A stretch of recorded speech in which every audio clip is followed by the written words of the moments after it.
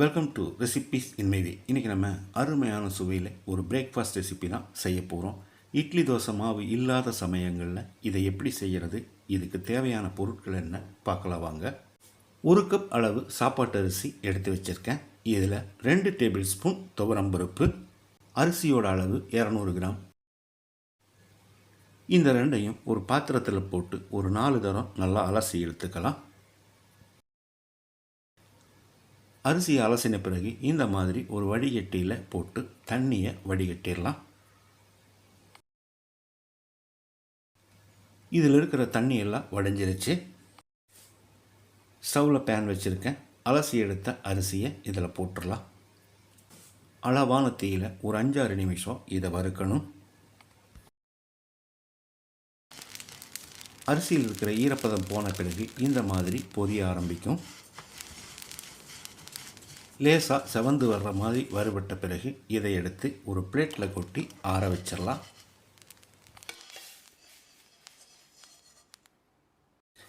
வாணலியில் 1.5 table spoon எண்ணெய் ஊற்றிக்கலாம். 1/2 teaspoon கடுகு,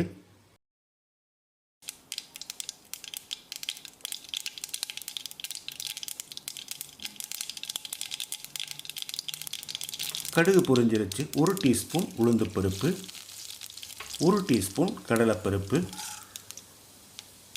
கொஞ்சமாக கருவேப்பிலை, 1 பச்சை மிளகாய் பொடியாக நறுக்கினது, 2 வரமிளகாயையும் கிள்ளி போட்டுக்கலாம்.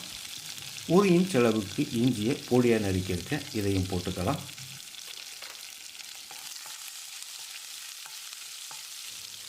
இதோட நான் கொஞ்சமாக முந்திரி பருப்பு சேர்க்கிறேன், இது ஆப்ஷனல் தான். ஒரு 10-20 செகண்ட் இதை பிரட்டி விட்டுறலாம்.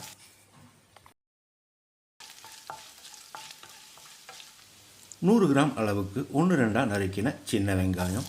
இதுக்கு பதிலாக பெரிய வெங்காயம் சேர்க்கிறதா இருந்தாலும் சேர்த்துக்கோங்க. வெங்காயத்தை கண்ணாடி பதத்துக்கு வதக்கிடலாம்.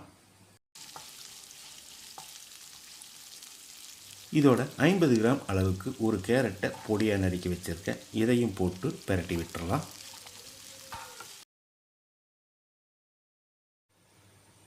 கேரட்டு ஓரளவுக்கு வதங்கிடுச்சு. இதில் மீடியம் சைஸில் ஒரு தக்காளியை பொடியாக நறுக்கி வச்சுருக்கேன், இதை போட்டுடலாம்.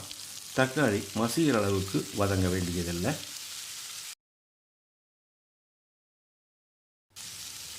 தக்காளி இந்த அளவுக்கு வதங்கினது போதும். இதில் 3 கப் அளவுக்கு தண்ணி ஊற்றிக்கலாம்.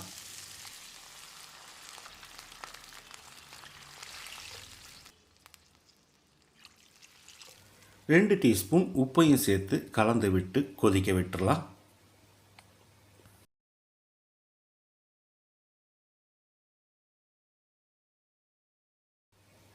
நம்ம வறுத்து வச்சுருந்த அரிசியும் பருப்பும் நல்லா ஆறிடுச்சு. பாதி பாதியாக மிக்சியில் போட்டு கொரகொரப்பாக அரைச்சி எடுத்துக்கலாம். அரைக்கும்போது நிறுத்தி அரைக்கணும்.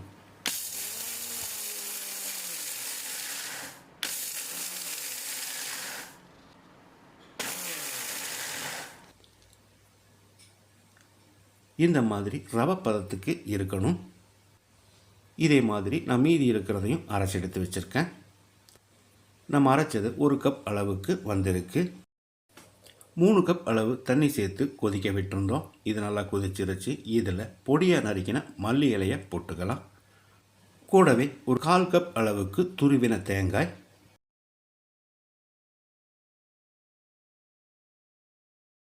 இப்போ ஸ்டவ்வில் தீயை குறைச்சி வச்சு நம்ம வறுத்து அரைச்சி வச்சுருந்த அரிசி ரவையை சேர்த்துடலாம். கட்டி பிடிக்காத அளவுக்கு கொஞ்சம் கொஞ்சமாக போட்டு கிளறி விடணும். 1 கப் அரிசிக்கு 3 கப் தண்ணி வச்சுருக்கோம், இது கரெக்டாக இருக்கும். இந்த அரிசி ரவை வேகிறதுக்கு கொஞ்சம் லேட்டாகும். குறைஞ்ச தீயிலேயே கிளறி விட்டுட்டு இருக்கணும். கிட்டத்தட்ட ஒரு 6-7 நிமிஷம் கிளறி விடணும். இப்போ இது 3/4 பதத்துக்கு வெந்திருக்கு. இதோட 1 டேபிள் ஸ்பூன் அளவு தேங்காய் எண்ணெய் சேர்த்துக்கலாம். நீங்கள் நெய் சேர்க்கிறதா இருந்தாலும் சேர்த்துக்கலாம். எண்ணெய் ஊற்றின பிறகு ஒரு தரம் கலந்து விட்டுடலாம். குறைஞ்ச தீயிலேயே ஒரு 5-6 நிமிஷம் வேகட்டு மூடி வச்சிடலாம். இடையில அடிக்கடி கலந்து விடணும்.